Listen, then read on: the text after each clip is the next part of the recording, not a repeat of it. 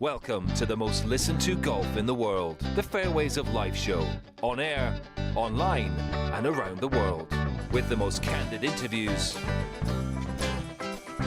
unforgettable stories, taking you beyond the ropes. Here's your host, New York Times best-selling author, Matt Adams. Would you categorize yourself as having competitive fire? Yeah. Yeah, I would say so too. Welcome in, folks, to the PXG Custom Studios. You have never played like this before, period. We are coming to you from our home away from home, Studio 2, inside of NBC Sports this week. I'm hosting Golf Central up here for the next couple of weeks, and we have a huge show coming up for you. To start out the show today, we want to get a little bit of perspective on Scottie Scheffler and his victory at the PGA Championship by analyzing his own words. And then we're going to hear the words of a distinguished panel. We're going to do one of our post-major roundtables to get the input and perspectives from some of those who have competed at the highest levels of the game, who maybe can give us some insight not only into Scottie Scheffler, but others too. I'm curious about the likes of Jon Rahm and Bryson DeChambeau, amongst others. But first of all, let's start talking about Scottie Scheffler and the significance of what he is accomplishing in his career as yet. Take a look at these milestones. A three-time major champion. He's won the Masters twice, in 22 and in 24. He won the PGA Championship at Quail Hollow just days ago. He's an Olympic gold medalist at 2024 Paris Games. A 15-time PGA Tour winner. 2 times he's represented the United States for the Ryder Cup. 2 times he's represented the United States at the President's Cup. FedEx Cup champion in 2024. 3-time PGA Tour Player of the Year. He is number 1 in the official World Golf rankings. Now, as to Scottie and his march deeper into history, one of only 28 players with 15 or more PGA Tour wins and 3 or more major championships. Think about that for a second. One of only 28. He's the 15th player to win both the Masters and the PGA in a career. He's the 48th player in history with 3 or more majors. In the last 50 years, only Scottie and Seve Ballesteros have won their first 3 majors by 3 or more strokes. Scottie Scheffler joins Jack Nicklaus and Tiger Woods as the only ones to have 50 or more PGA Tour wins and 3 or more majors before the age of 29.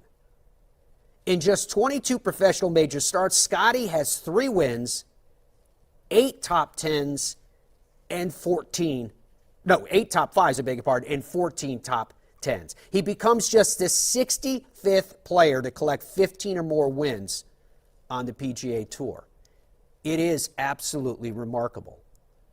Let's take a look at Scottie's stretch. This is his last 30 events. Let this sink in for a second. In his last 30 events, he has 10 wins.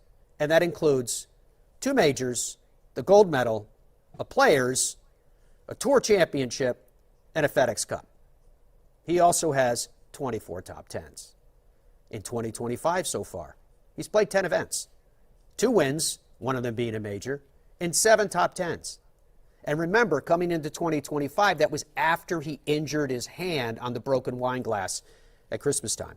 In 2024, he played in 20 events. He had 8 wins, a major, and 17 top 10s, not to mention that Olympic gold medal and more. So along these lines of trying to understand the mindset of Scottie Scheffler better, let's start with Scottie's pursuit of the game of golf, which has lent itself to a pursuit of greatness.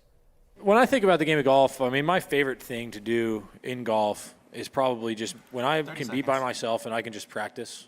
It's one of the most fun things for me. It's so peaceful, and I love the pursuit of trying to figure something out. That's what I love about this game, and I feel like you're always battling yourself, and you're always trying to figure things out, and you're never going to perfect it. And I can be kind of a crazy person sometimes when it comes to putting my mind to something. And in golf, there's just there's always something you can figure out. There's always something you can do better. And, it's a great challenge, and, it's a lot of fun.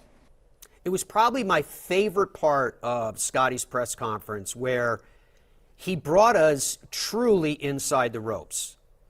We went inside to his mind. We went inside of his body. We had a sense of understanding through him what it's like to not be able to understand something unless you're there. Do you know what I'm saying? It was, I thought, one of the most telling cuts we've ever heard from a champion who tried to tell us, if you know, you know, and if you've never been there, there's really no way for me to explain it to you. Here he is talking about the intensity.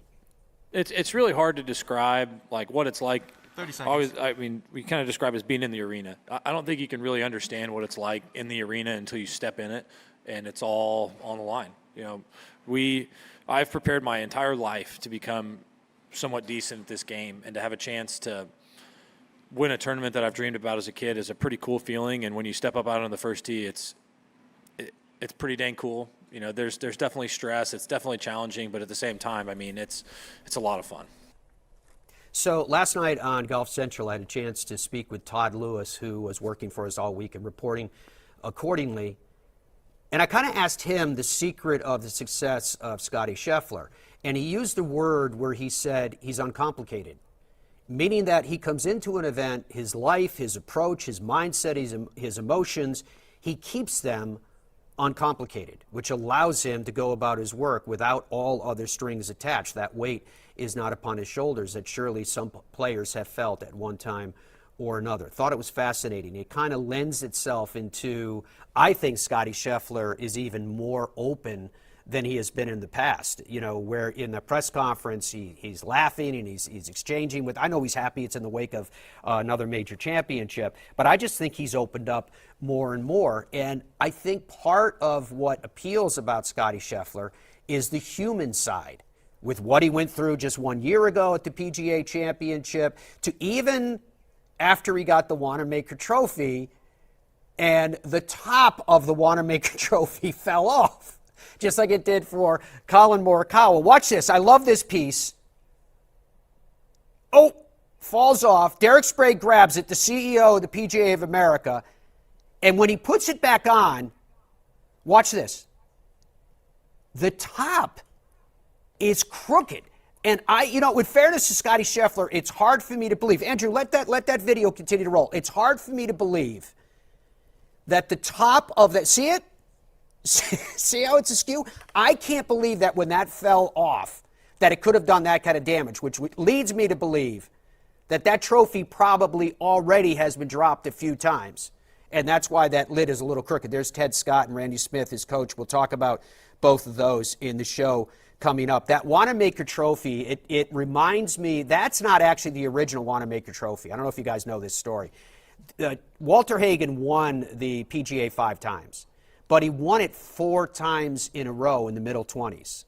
And after, if memory serves me, there was a second victory.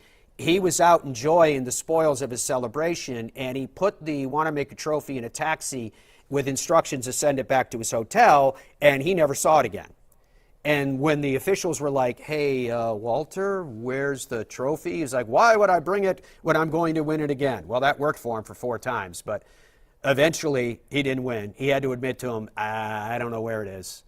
So they got a replacement, and it's the replacement that is now in circulation. The original was found ultimately, again, stored away in a crate, and that one is safely tucked away with the PGA of America. But it is that replacement one with its skewed top, slightly off, that is in circulation right now. All right, as the Fairways of Life show continues, we are going to put together what I feel is a great panel to give us some insight into questions surrounding Scottie Scheffler and the PGA Championship at large as we continue on this day. And thank you for your company. Stay with us. More coming up.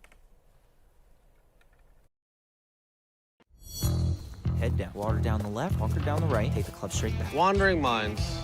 When golfers lose their focus, they're totally... But Bridgestone can help. Introducing Mindset. The ball scientifically designed to keep you focused. First, identify your target. Next, Visualize your shot path. And then focus on the green dot and smooth one. Play the Tour B and E12 with Mindset Technology. See what happens when we work together?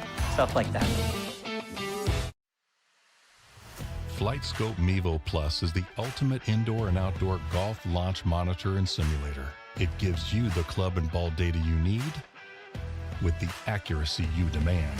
Mevo Plus comes with ownership of simulated golf courses for you to play and practice at home. Mevo Plus is an essential golf partner to help you improve and understand your game better. Put more purpose in your practice. To learn more and get your Mevo Plus, shop now at flightscope.com. Innovation has been at the heart of every SuperStroke grip we've ever created, cementing our status as the #1 putting grip on tour. Now the best just got better. Introducing SuperStroke Synergy, our most advanced putting grips ever, for unmatched confidence to quiet your hands and your mind. Find the perfect grip for your game at superstrokeusa.com. Our journey began with a simple yet powerful vision to provide the world with the highest quality Virginia-type peanuts. The Hubbard Peanut Company, where quality and tradition meet to create an unforgettable experience. Visit hubspeanuts.com to explore our full range of products and place your order today.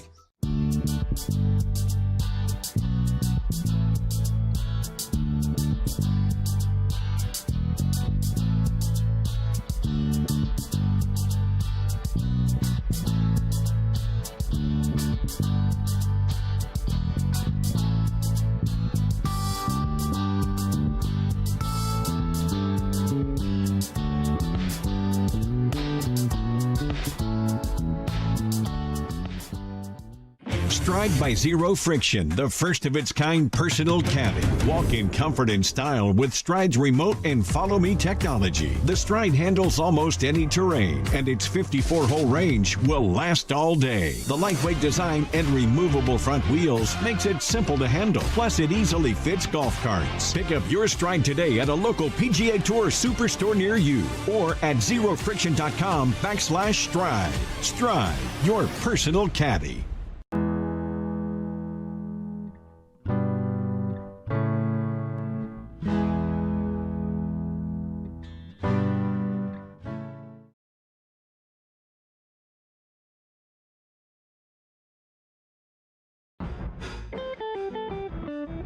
Where's it going to go? I don't know.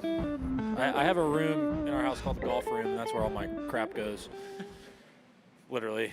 I mean, it's just a room full of all my golf junk, and I got some trophies in there as well, and so that's probably where this one will go. Yeah. Is it nicely presented, or is it just kind of like all hanging out? I'd like to say that it's nicely presented, but it's not. That's what I mean about it's so much fun to get to know Scottie better and better and better as the seasons and the wins start to pile up. I love that quote about his golf room in his house. You get this picture that he's got a room and he's just got a lot of stuff in it. And one day he's going to sort it out and make it all look like a museum in there. But right now it's got, Masters twice, PGA Championship, Tour Championship, gold medals, et cetera, et cetera. It's amazing. All right, so I'm sure the next segment is going to be amazing for you as well, because this is an opportunity where we had to get in touch with what I think is a very esteemed panel, people that I have tremendous respect for in what they do and how they do it, to get their insights into everything in the wake of this PGA Championship. If you compare, it's interesting really to me, if you compare the Masters of 2025, where after that Masters, the talk was 100% about Rory McIlroy and his achievement not only in winning the Masters, but a career Grand Slam. After this PGA Championship, and you can see we are focusing a lot of our time on Scottie Scheffler with Merritt, there are other stories and other storylines, if you please, that are circulating in the wake of this PGA Championship. So we're trying to sort all that out. I am curious as to why that is happening by comparison. and we'll go down that road as we continue. The panel that we have assembled for you, let's start first of all with Arron Oberholser. Arron is a winner on the PGA Tour. He's a winner on the Korn Ferry Tour. He's an analyst for Golf Channel, was working for us this past week at the PGA Championship. He has 165 starts on the PGA Tour. Emilia Doran is with us. She was working for ESPN Plus this past week as a golf analyst. She's working for us this week at the Women's NCAA Golf Championships, which was very exciting, and it's going to be concluding very soon. She is 2023 NCAA champion in her own right, Wake Forest alum, a 4-time All-American, 2-time Pan Am gold medalist. And then working for ESPN last week was Geoff Ogilvy, major champion, of course, the 2006 U.S. Open champion, 8-time winner on the PGA Tour, 411 starts on the PGA Tour in 57 career top 10s. Folks, thank you so much for joining us. Emilia, let's jump in, first of all, with you and get started in the deep end. What impressed you most about this victory by Scottie Scheffler? Oh, Scottie's mind was unbelievable. He talks about it all the time, staying patient. He kind of has those similar lines he gives no matter what kind of question someone is asking him. He always talks about taking it shot by shot, staying in the moment, head. He did that at the PGA Championship like nothing I've ever seen. You could tell by the way after he made his putt at the end, tapped in, hugged Fred Scott, and then there was that extra moment 30 seconds after where he just gave a double fist bump. Yeah, he spiked his hat into the green after that victory, Emilia. It was very impressive indeed. So, Arron, when you think about Scottie Scheffler and the array of talents that he has, is his mind the strongest? I don't think there's any question that it's the strongest in the game. It reminds me, Frank Nobilo, I got to give Frank Nobilo a lot of credit during the broadcast. He said something, rarely a broadcaster says something that makes me go, wow, that is absolutely perfect. And Frank brought in another sport. You know, we like to compare, I think, our athletes to at times to other athletes in other sports and how great other athletes are in their particular sport. And Frank brought up Pete Sampras. And I've toggled back and forth in our own sport between Jack Nicklaus and Tiger as far as the mindset that Scottie has. And I would say that that Frank nailed it as far as when you're talking about an athlete. He's not quite Jack Nicklaus. He's Tiger Woods in some aspects, but I thought Sampras was an absolute nailed it on the head with Pete Sampras. Just that quiet, deadly confidence that Scottie shows. Jack was almost, he was real steely, but he was almost, in a way, almost too calm. Scottie does show a tiny bit of emotion here and there, not as much as Tiger.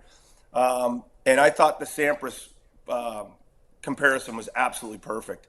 And so when I thought about Sampras and watching him play tennis when I was a kid, and now I watched Scottie play golf, I thought that was a wonderful comparison. But that's the mindset that I think that he has. And if anybody out there ever watched Sampras in his heyday, people will realize how unbelievably spot on that is.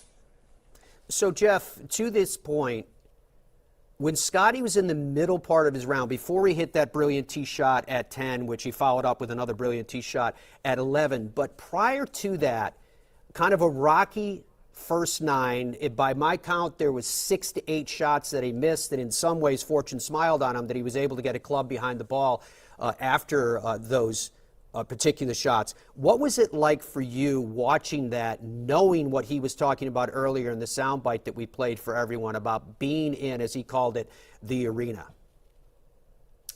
Yeah, it was sort of like a hallmark of his whole week, really.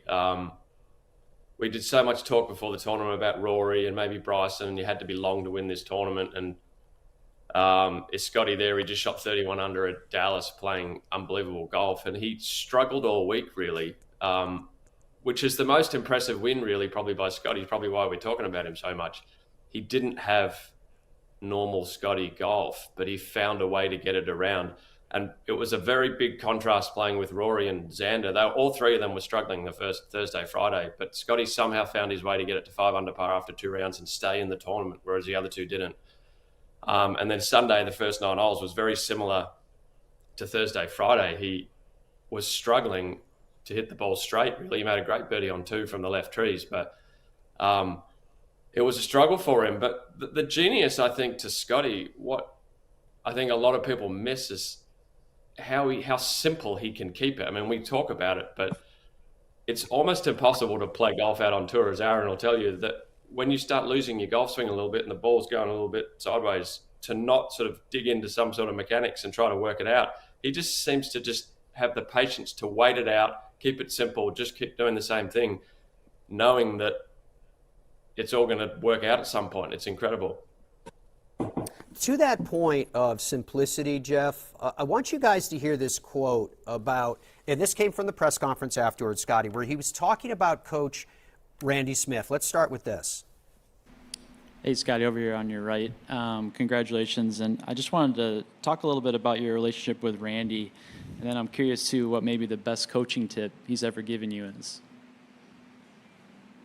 I would say, Randy, he's taught me since I'm 7 years old. And so, I can't imagine what that's like from his end. As far as I'm concerned, he's just, he's the one who teaches me how to swing it. And, he's pretty much the only guy I consult when it comes to that kind of stuff. And, he's a bit of a crazy person at times, but he's pretty much a savant when it comes to teaching me the golf swing. And, he's a pretty special guy as well. And, I'm thankful for what he's taught me in the game of golf and in life as well. I felt like Randy always did.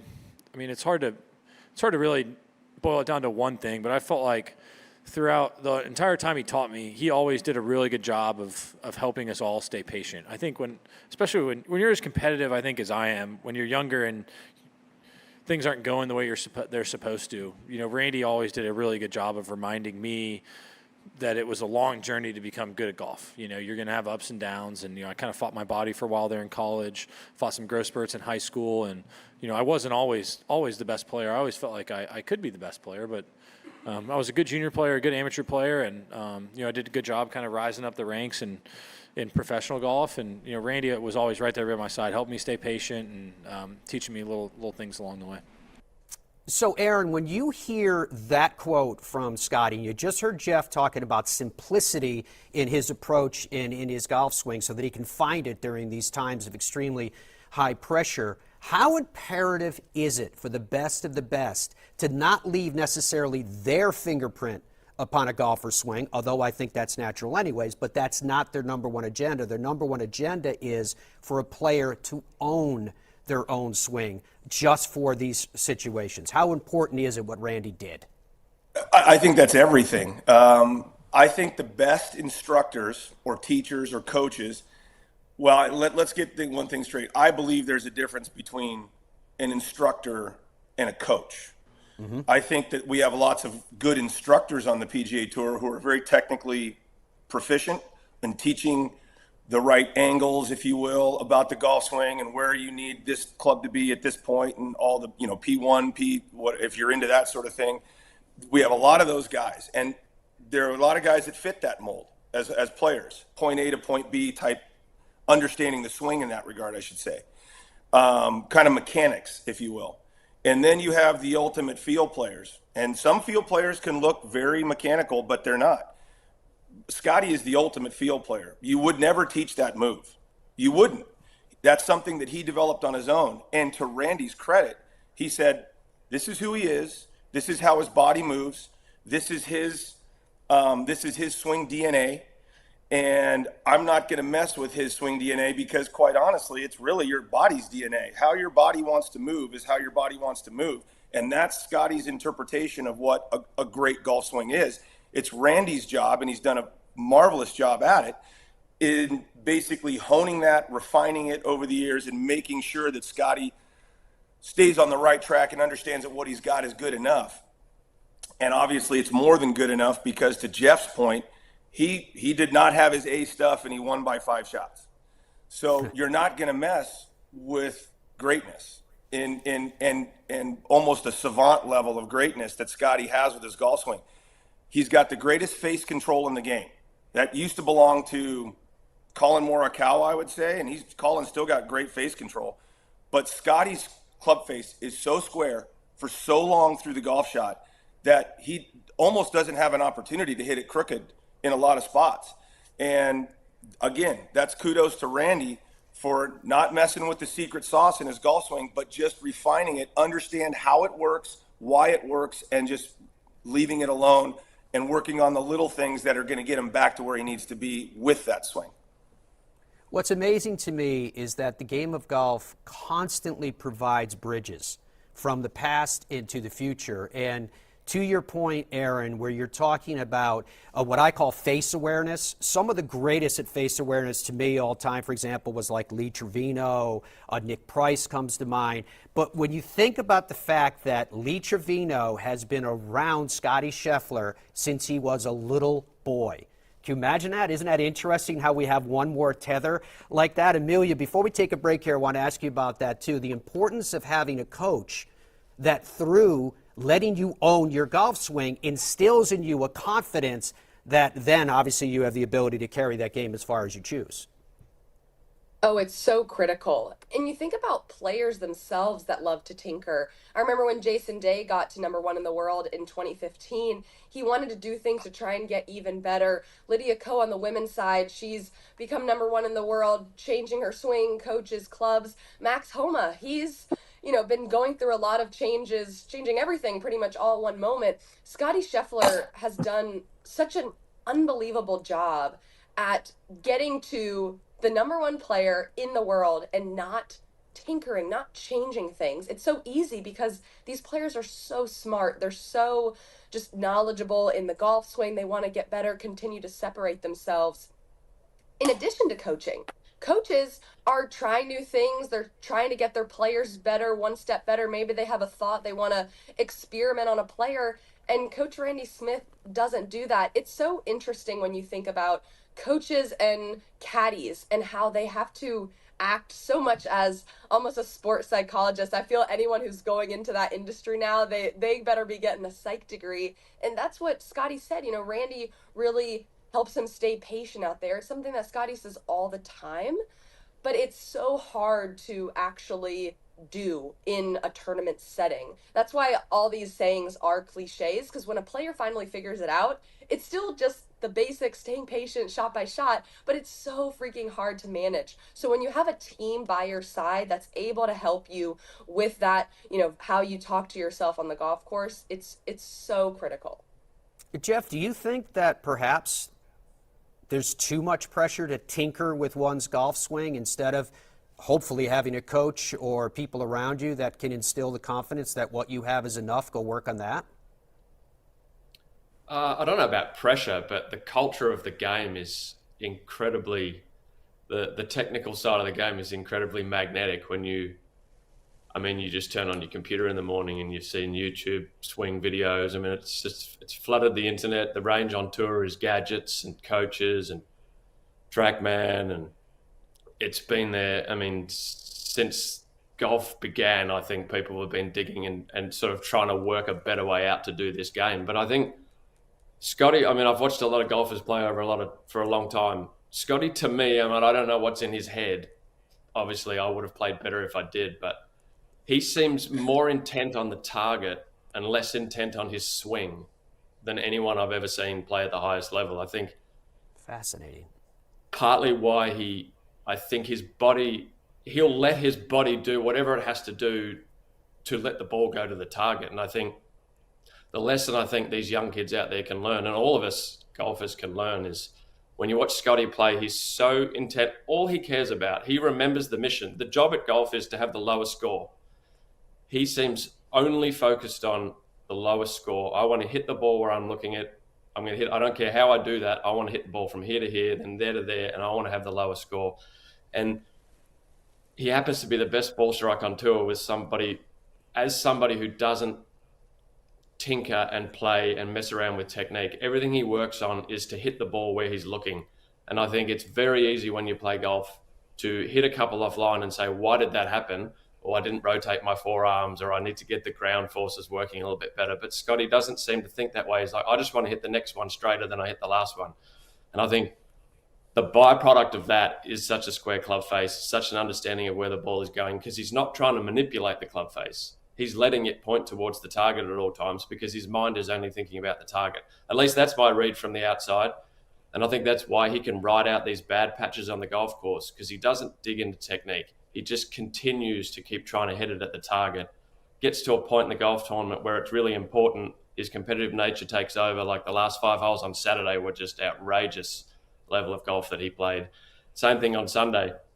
It was just that intent on, I know what the job is. The job is to have the lowest score I can, and that means I just want to hit the ball where I'm aiming, and that's all I need to think about. To me, that's what I feel when I watch Scott Scheffler play. Incredible stuff. We will continue with our panel right after this break, folks. And there are some pathways that I'm curious about going down. I'm curious if Quail Hollow as a venue has been treated fairly in the wake of this PGA Championship, and to get them to weigh in accordingly on that. And what about some other names? What about Jon Rahm? What about Bryson DeChambeau? All of that and more coming up in the Fairways of Life show. In Ireland, golf is more than just a game. Come and experience our world-famous links courses and our world-famous Parkland courses, all set alongside world-famous scenery. And visit our world-famous historic sites. And while you're here, enjoy our world-famous hospitality. Fill your heart with Ireland at ireland.com/golf. Ben Hogan Golf Equipment is back. Established in 1953, we serve golfers who demand excellence of their equipment. Designed by the game's best engineers, forged in the world's best foundries, and built to order in the USA. Don't settle for off-the-rack disappointment. Elevate your game with custom clubs at direct-to-consumer pricing. Exclusively at benhogangolf.com. That's benhogangolf.com. At PXG, we believe you get more out of your golf clubs when you're custom fitted. This ensures that every PXG club in your bag is completely dialed in to deliver maximum performance for your swing. Golfers of every skill level should go through this process, and PXG's judgment-free fittings will make sure you're completely comfortable and satisfied. Book your fitting and see what we can do for your game. PXG, you've never played like this before, period. Innovation has been at the heart of every SuperStroke grip we've ever created, cementing our status as the #1 putting grip on tour. Now the best just got better. Introducing SuperStroke Synergy, our most advanced putting grips ever, for unmatched confidence to quiet your hands and your mind. Find the perfect grip for your game at superstrokeusa.com. What would your ultimate golf experience be like? Just you and a friend? Or would you round up some buddies for a foursome? Just one day? Or an entire week? There's a good chance your ultimate golf experience could be Michigan's magnificent 10. 10 incredible courses set among 3 remarkable resorts. See for yourself. Book your ultimate golf experience today. Hey, I'm golf broadcaster Matt Adams. You know, Hub's Peanuts has been cooking up the top 1% of peanuts for over 70 years. And these aren't your average nut. These are super extra large Virginia peanuts cooked in the USA. Family-owned Hub's Peanuts have more protein than any other nuts. So whether it's a boost on the course or a special gift, the variety of flavors guarantees Hub's Peanuts is just what you need. Family-owned, nutritious, delicious, and sustainable. Hub's Peanuts, it's just right. HubsPeanuts.com. When you choose Newton shafts, you're choosing more than a product. You're choosing innovation, pride, and excellence right here in America. We pay attention to the minutest of details, and you can feel that in the performance of our shafts.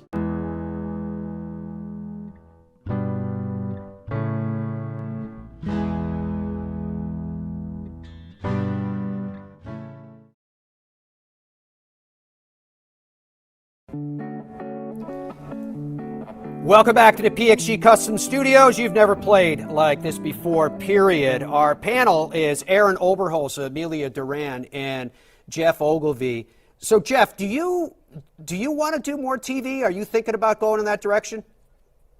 I don't know. I really enjoy weeks like last week.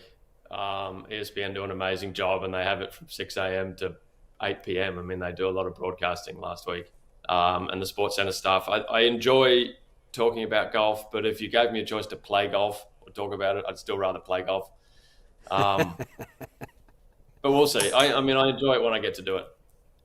Emilia, I think that you are an absolutely fresh voice in the industry. I love your work.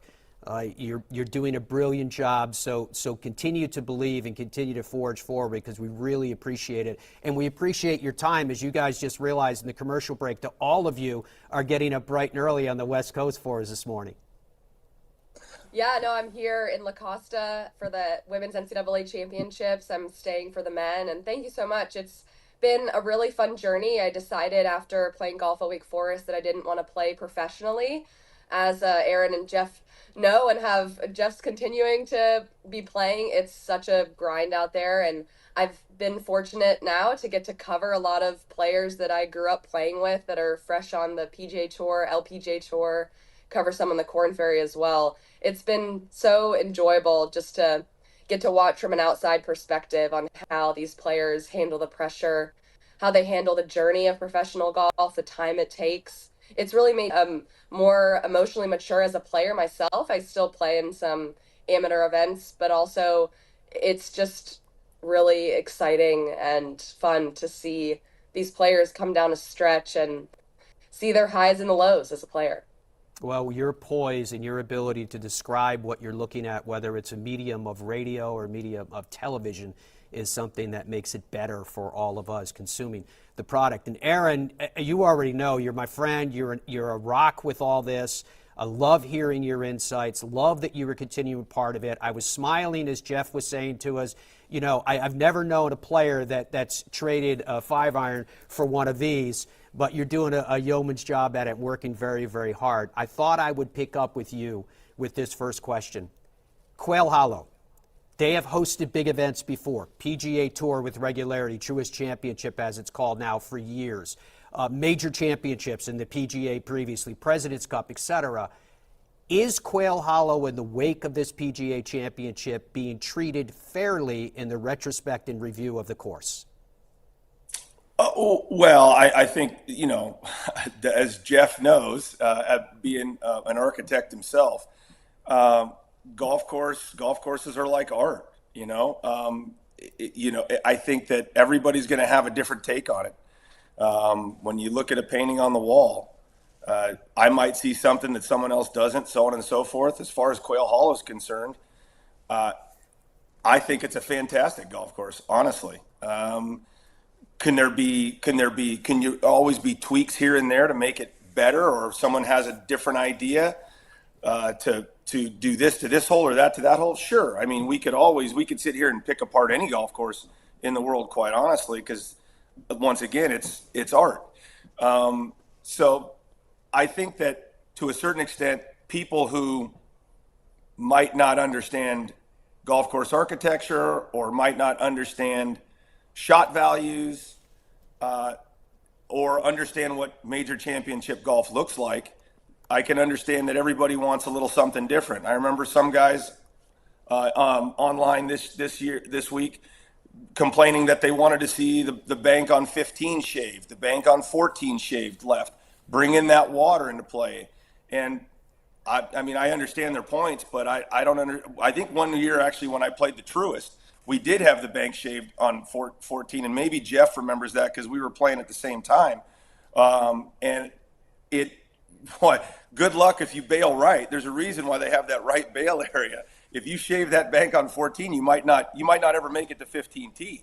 So I don't know. I like the golf course the way it is. I was a medium length hitter on the PGA Tour. I found success at Quail Hollow and didn't have a problem with the way it was back then. They've made some tweaks to it. I think it's really good now, and I think it'll stand up to the best players in the world. And the best player in the world won this week, and he won by 5. So I think that says a lot about the golf course. All right, so Geoff, let's jump in on this and see who's quoting you multiple times in that. Art is in the eye of the beholder. Is this splash art? Is this a Mona Lisa, or is this impressionist? Wow. It's not the Mona Lisa, but there's only one of those, right? I think people get a bit caught up sometimes. I mean, golf course architecture or how people feel about it is 100% subjective. There's really no objectivity to the golf course aspect. I mean, you either like it or you don't. I mean, I would argue that the great golf courses in the world all have sort of similar hallmarks and similar sort of things underlying why they're so great. But a golf course venue, especially for a major, for a tournament, it has to tick a lot of boxes. It has to be a big venue. You need room for all the stuff, all the stands, all the TV compounds, to get all the people in and out. It needs to be long enough to be able to test the best golfers in the world, and not many of the great ones are really long enough anymore, really. And as to Arron's point perfectly, you really would like it to find the best golfer. And if the measure of a golf course is that it finds the number 1 golfer in the world winning by 5, I think it ticks the box for a perfect tournament venue, really. I think it was really interesting. The shot, we did so much talk before the tournament about only long hitters can win there. And Scottie's long enough, but we were talking Rory, Bryson, really are the only 2 guys who had a chance to win the tournament. And it proved to be totally false. And it played long as well. I mean, the ball was kind of plugging. As we heard, there was some organic matter on the balls. I think the first couple of days that was the talk of the tournament. But the course played really long. There was long rough. But the best ball striker and the best golfer in the world won the tournament. And that's all you can really ask for. I mean, I don't think it's not fair to compare these tournament venues to Pine Valley and Cypress Point, because they're just not trying to be that. And they're never going to be that. And that doesn't matter. I mean, there can only be one best golf course in the world, So I think if you ask, is Quail Hollow a great venue for a major tournament? I would say yes. And then, of course, you have the likes of Denny McCarthy and Joe Highsmith finishing high on the leaderboard, too, which just goes to your point of different ways of getting it done. I want to ask you guys about, I'll call it the Irish goodbye. We saw Shane Lowry on Friday fail to make the cut after his ball found its way into what looked like his ball was below the surface of the earth, but an eyewitness said, apparently a reporter, no, that pitch mark that your ball is in was not yours. It settled into that one. He was not granted relief. And then there was Rory McIlroy and all of the, I'll call it misunderstanding about his driver being ruled non-conforming. The edge of that debate was only blunted slightly because we found out that Scottie Scheffler's driver was also deemed to have failed in that testing. Let's hear first of all from Scottie Scheffler, then I'm going to get a reaction from you folks. Was your driver one of the ones tested this week? Yeah. And did you have to make any change? Yeah. And how did that go? Did that have anything to do with hitting it left today? No, I think that was my fault. No, so the driver testing is something that regularly happens on tour. My driver did fail at the beginning of this week. We had a feeling that it was going to be coming because I had used that driver for over a year. And so I was kind of fortunate for it to last that long, I felt like. And I would argue that if we're going to test the drivers, we need to be even more robust in the way we test them. And that was the conversation I had with one of the rules officials is I think if it's something that we're going to take seriously, I feel like we're almost going kind of halfway with it right now, where if we're going to test only a third of the field, I mean, if we're going to do it right, leave it up to us as players like the rest of the rules in the game of golf are. This is just, it's a newer rule that we haven't quite gotten right yet. And I think we have some stuff to figure out. And I think if we're going to do it, we might as well do it right and get even more robust, even more strict. And you can test guys every week if you want. I mean, there's no reason why we shouldn't. All right, let's go around the bases on this. Emilia, do you agree with what Scottie said? Yeah. Why not be more robust? I felt a little skeptical as to why they were just testing before a major. I feel like don't know how often they test. Scottie seemed to say that they should be testing every week. not quite sure if that's totally needed. It was very interesting just to learn a little bit more about that. And obviously Rory kind of got blasted, and before people knew that everyone's drivers were getting tested. But yeah, I feel like having that kind of testing the week leading up to a major, when for these guys, it's the most important week, and your driver to be adjusted. I feel like that can be a bit rattling. So that's kind of my take. Driver testing. All right. So, Arron, is this a case of, if you're going to check 30, check the field, and is this also a case of transparency, and if a driver has failed, don't keep it secret so it doesn't leak out and it doesn't look like there's some form of impropriety, because it's impossible for a player to know? I'll take the first one. I think logistically, testing 156 drivers every week. Now, that's not field sizes every week. Obviously, they vary throughout the year of the PGA Tour, and we're going to go to smaller ones potentially next year, but which might make it more logistically compatible with the testing on a weekly basis. But I think that it's a tricky subject. I think with the drivers. 1 week you can comply, no problem. And because, to Scottie's point, with metal fatigue, the very next week you're non-compliant with a driver, and there's no one there to test it. So then what happened to Rory, you go a month down the road, you get another test, and all of a sudden you're non-compliant when you were compliant at the Masters, a month prior. So it's one of those things that that definitely, I'm okay with the weekly testing.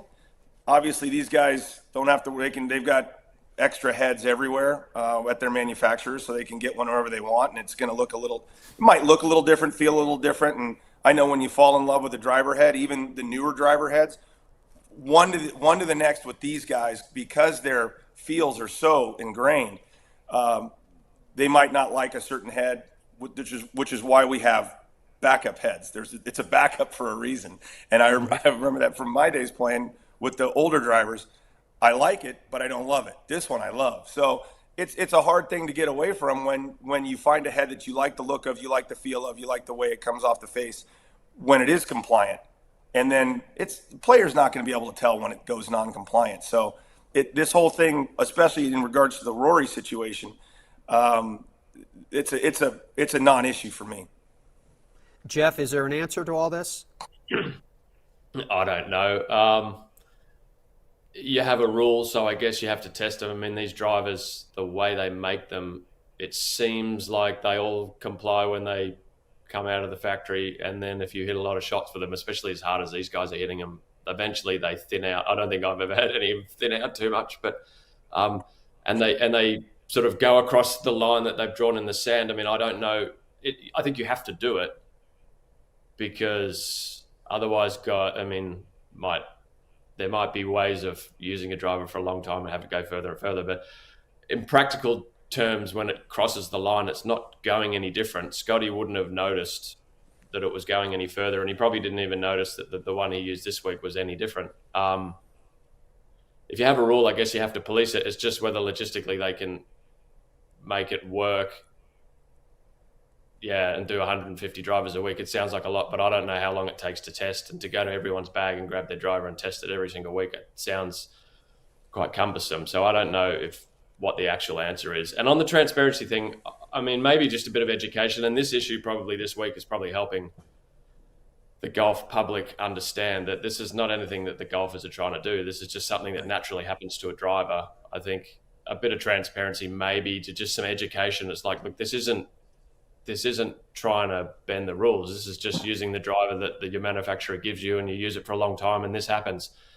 I don't know if there's a really good answer to this, but I think what we saw this week is probably not the best way, where the rumors start on the internet that someone's had a dodgy driver. I think there's probably a better way to handle that. All right, couple minutes left here, folks, and we'll wrap it up. This has been awesome with all three of you, and we very, very much appreciate your time. Geoff, I'm just going to stay with you. Your thoughts on Jon Rahm in the wake of his finish with a bogey, double bogey finish on Sunday? Yeah, it was disappointing. I mean, I think it was the difference between how Scottie played those last 5 holes and how Jon played those last 5 holes, even on Saturday. He really was right there, Jon. He looked good. He wasn't missing a shot. Got a bit unlucky on 14 with his bounce and didn't get it up and down. Didn't birdie 15 after 2 good shots. And I think the wind came out of his sails a little bit, and that pin on 16 was brutal. I mean, I didn't see many people have too much success on 16, and then we know what 17 and 18 are like. So I think the wind was out of his sails a little bit. So I think you can sort of the score he ended up on is a little bit of an aberration. I mean, to me, he looked like the second best player there, and he looked the only one capable of getting it done. If Scottie wasn't going to get it done, he looked like a major winner to me on Sunday for a big patch of that round until 16 or until 14, really. I thought he played really well. I think we're all sort of trying to come up with reasons why he's not winning majors now, because he's gone to live, because we all want to go that way and say it's the wrong thing to do. But he still looks an amazing player to me. He looks really good. These things are really hard to win. Scottie Scheffler's like a once in a generational sort of guy who's closing out tournaments the way he's doing. I think Jon's game looks sound. His motivation looks high.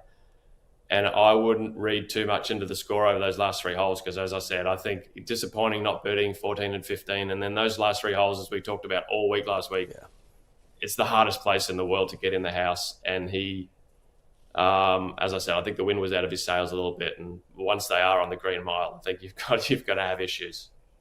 All right, so Arron, we've got about 20 seconds for you here. Bryson DeChambeau heading into the U.S. Open said he was baffled leaving Quail Hollow. He's trying to figure out Bryson here is a difficult thing to do. Do you feel he's closer or farther from his goal? Oh, I got the hardest question of the bunch. I have yet to figure out Bryson. I don't know that anybody has figured out Bryson. I think that's why he's such a great watch. I think that Bryson is the opposite of Scottie Scheffler, and I think he needs to put a little more Scheffler in his game, quite honestly. Rory did it and was successful. Rory talked about it openly. Simplifying. He simplified. I think Bryson needs to simplify. All right, Emilia, we'll finish with you. Just seconds left here with the U.S. Open. Give me one storyline. Rory, it sets up well for him. I'm really excited for Oakmont. I can't wait. It's going to be such a difficult golf course and test for these players. Carnage is what we love at a U.S. Open. We got it at Pinehurst last year, and I expect it again this year at Oakmont. You guys are awesome. Thank you so much, folks. Back with more right after this. I got ball fit in 2000, went on a little run.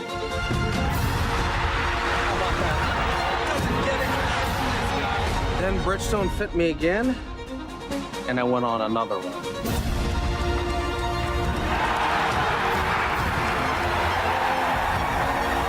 I just got fit again for the new Tour BX. The ball fitting's been helping me. Will it help you?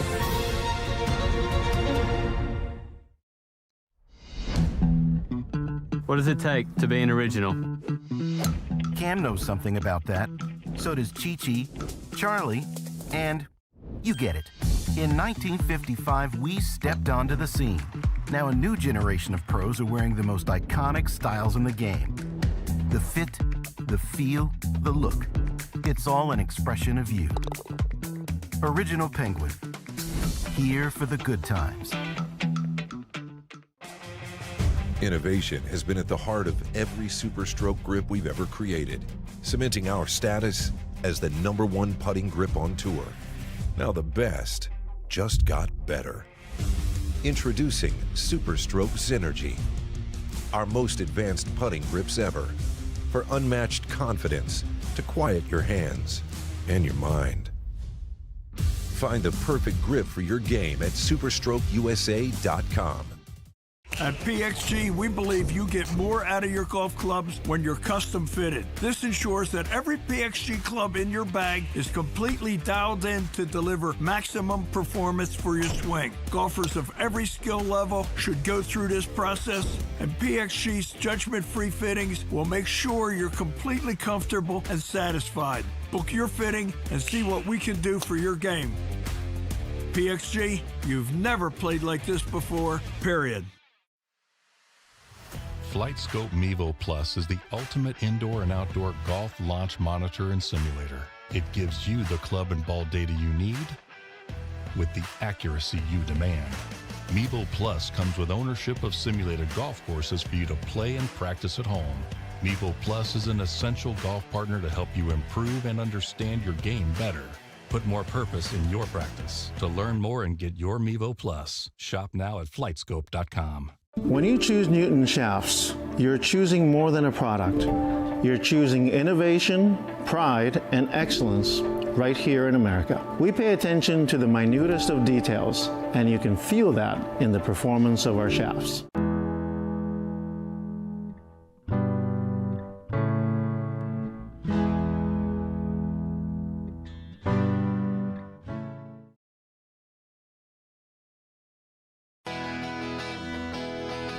Welcome back to the Fairways of Life show.